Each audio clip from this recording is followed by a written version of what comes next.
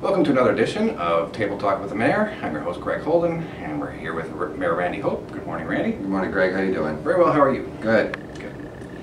As always, in Chatham-Kent, the #1 issue is jobs, and we're wondering what is current with jobs for Chatham-Kent. Well, I think what we need to do is to understand something. I mean, for instance, we didn't have a council meeting this week, but if you listen to the presidential debate last night that occurred on television, we hear about a lot of communities are impacted by the global recession that occurred. It's no different here in Chatham-Kent. We were affected by the auto industry, and it hurts. So over the last, I would say, almost 4 years now, we've been trying to move and implement new strategies for Chatham-Kent. Council has agreed to strategic directions on which it wants to go. And then also we've been working with the Workforce Planning Board of establishing what we really have as a labor market, and where we plan on going, and what do we need to do in post-secondary education and others to retool our workforce, and how can we convert the workforce to meet the future needs.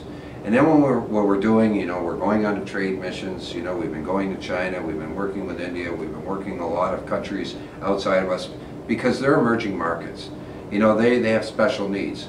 So once we start to identify what our niche are, what we have that we can provide for the world with a value added to it, it makes us a better opportunity to create the jobs that are needed in order to fulfill the mandate of those countries and hopefully to create job opportunities here in Chatham-Kent.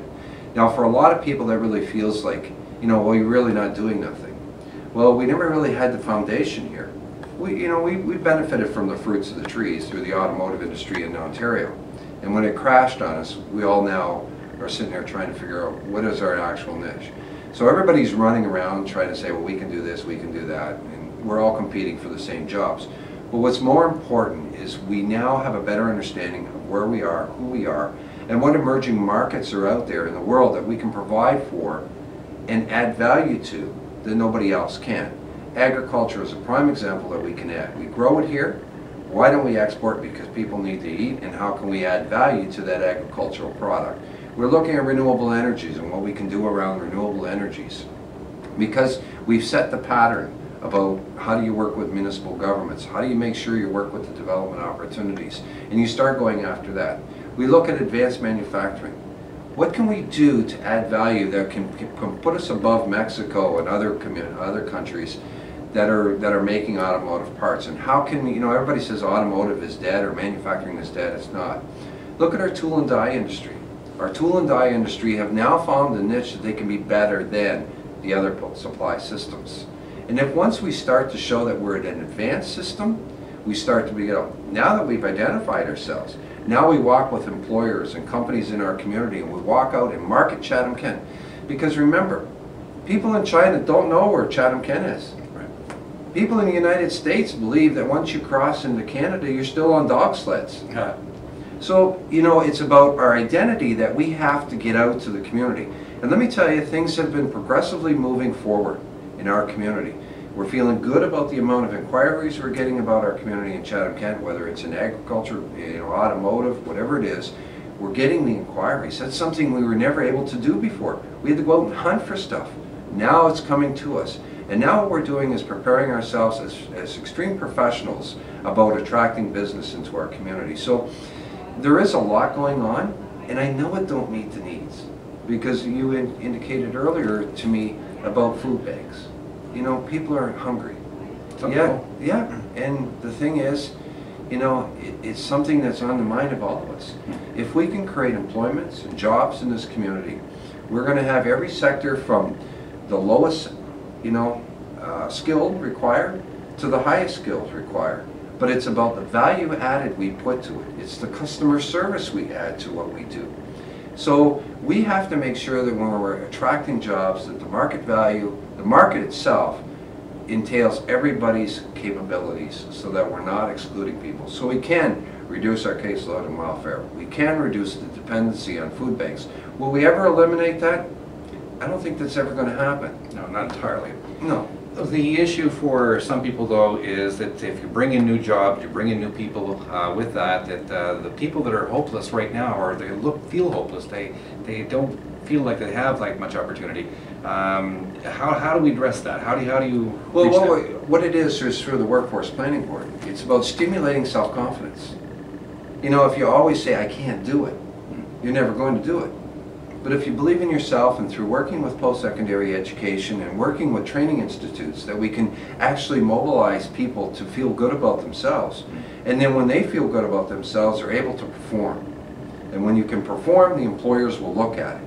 You're going to see announcements that will occur in the recent weeks ahead of us, and even months ahead of us, that will show that, you know, we've been able to market the community in its whole. Just because we create jobs doesn't mean we bring everybody in. No, of course. Those companies are looking for stability of labor force. They want people to come to work every day. And one thing that we carry in rural communities of Ontario is, with the lower cost of living here, is we can guarantee that. Premier McGuinty is going to China in January, and he's going to be drawing up a lot of interest in agriculture. Is there something you're doing in working with the provincial government this way? I work with the provincial government quite often. Economic development, they all know that I'm heading over there. We're working very closely. I'm actually beginning my website on Weibo, which is a Chinese chat network over in China, and now I'm getting onto it and starting to promote Chatham Kent. And you know, it's these things you find out after a while that, you know, because Facebook and that doesn't exist in China. Right. It's a very controlled social media that is in China. We are going to be executing that very shortly, where I'm going to be on that thing, promoting Chatham Kent. We're working with the embassies again about promotion of immigration and how do we work with those different consulate offices around the world. So there's a lot of good things happening, but you know, it takes time to understand. And once you understand and you set the framework, then you can execute. Because a lot of the things that happen is, you know, and I just recently heard it, I was in Toronto with the Canadian Chinese Business Association, meeting with them, and it's all about proper execution. You have an idea, you do all this legwork, but if you don't follow up and execute it properly, it does more damage to you than you do if you just... So you got to do it right. And that's what we've been trying to do, is make sure we got it right, because you only get one chance. Right. And if you fail at that one chance, you'll never recover from it. Well, certainly a lot of people waiting locally for jobs, for an improvement in the economy. Well, definitely. I mean, we all want to grow and flourish. I mean, we hear the issue of taxation. We hear the issue of, you know, everything that's going and affects people in their daily lives. And, I mean, elected officials, we're not isolated from that.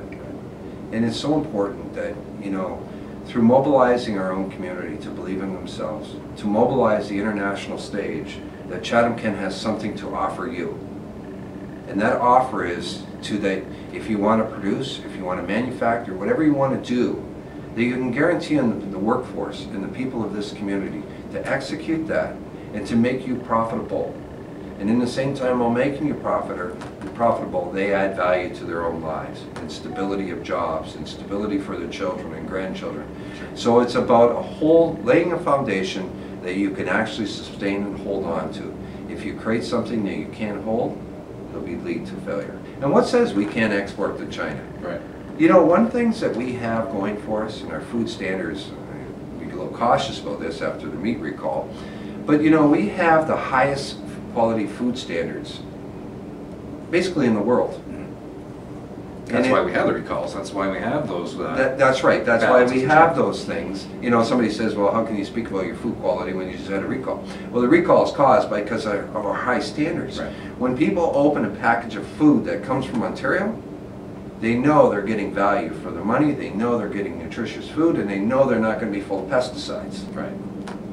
And that's what we have, that we can sit there. Take a look. What Chatham Kent was created on? It was created on an agricultural base. Why can we not be the world supplier? And with exports, you know, there's an export industry, there's a food industry, there's a processing industry, there's a whole bunch of industries that go with that. And you know, let's face it, who's growing in population? China, Italy, or China, India, and you know, the European countries are all dependent on us. So why can't we embark and take that bold step and say, forget about Canada, US. Why not Canada, especially Chatham-Kent and beyond? Well, that's where we plan on driving it to, and we're hoping that the public will get on site. It's important for people to understand what's going on in the Workforce Planning Board. If you're unemployed or unemployable, then make sure you're checking with post-secondary education. Make sure you're checking with the Workforce Planning Board. Make sure you're checking with the services that are provided in Chatham-Kent. Is how can I update my skills? We have self-esteem. And if we have self-esteem, we're going to be able to assist governments, because we don't create governments. We only support businesses to create governments. Economic development, they work together with the universities and colleges to empower young people or unemployed people to improve their skills? Yeah, I mean, the government has always tried initiatives and continues to do initiatives that talks about redeployment of workforce. And we need to continue to do that. That's why the Workforce Planning Board is so essential. You know, where our kids need to focus on where's the emerging markets going to be for them to have jobs. And how do we, you know, we talk about youth retention, we talk about all that stuff. And it's so important that through the Workforce Planning Board, the Health Cabinet, which is making significant strides and will be coming out with a number of initiatives that it's going to move forward, we're going to create a community that has its stuff together. Great. And that's what businesses are going to look at. They want to know that the local government, the public, and everybody have their stuff together, so that when they make long-term investment, they're not going to, you know, they're going to feel secure about that investment they're making. Okay. All right. Well, thank you very much for your time this morning, Mr. Thank you. Mayor. And we'll be back next week with another edition of Table Talk with the Mayor, and thank you for watching.